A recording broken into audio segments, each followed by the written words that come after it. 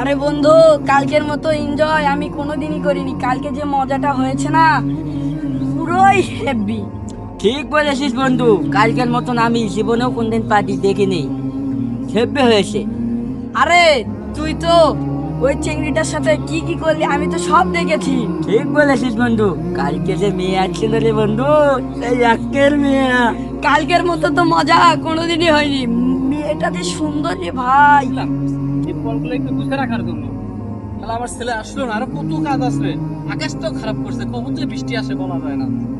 কি যে করি এই ছেলেটা নিয়ে আমি।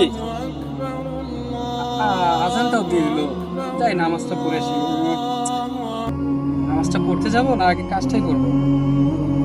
না, কাজটা পরে আগে নামাজটাই পড়ে আসি, যাই।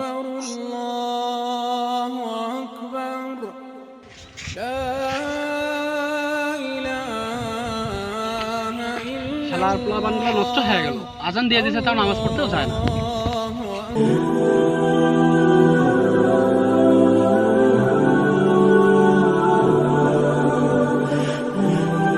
আসসালামু আলাইকুম।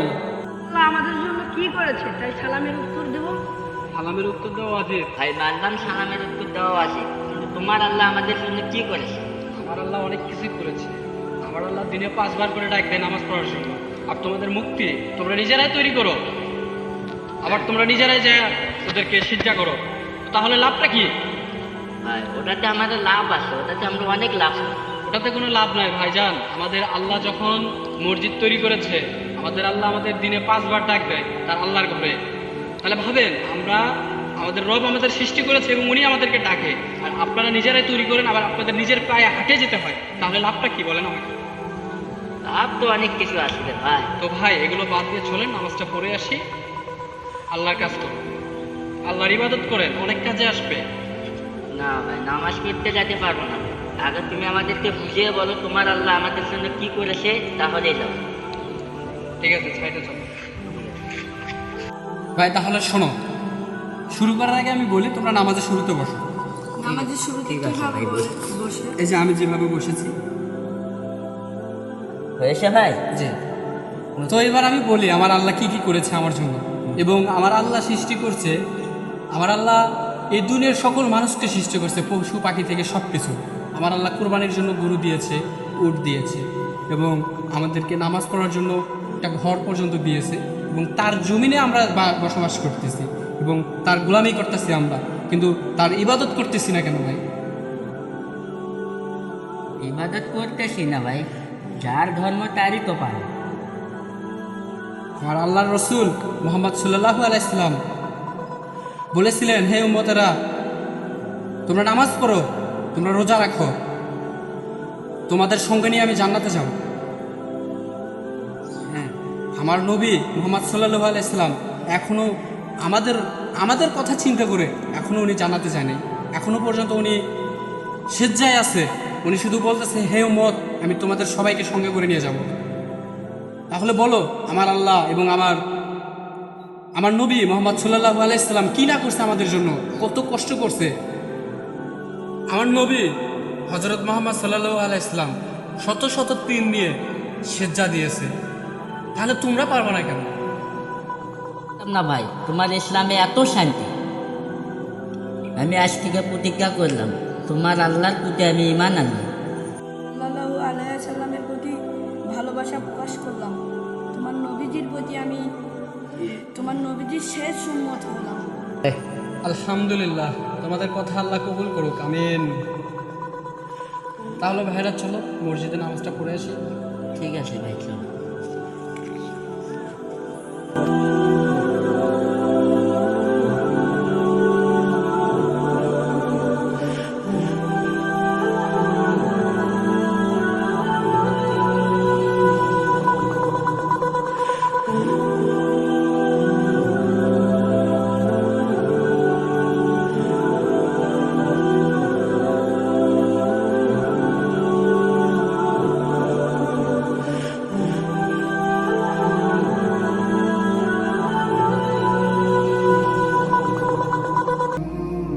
তো ভাইরা, আমার আল্লাহর ঘরে সেজদাতে কতটা শান্তি পাইলে তোমরা, আর কতটা শান্তি উপভোগ করলা?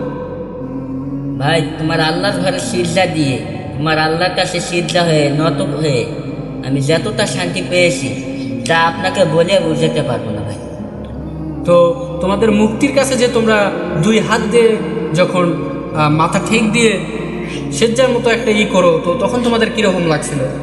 ভাই সে কথা আর বলো না, আমি এত যাবতে যে মুক্তির পিছনে সিজদা দিয়েছি এতটা শান্তি পাইনি, ওখানে আরো অনেক কষ্ট পেয়েছি ভাই, আপনাকে বলে বোঝানো যাবে না।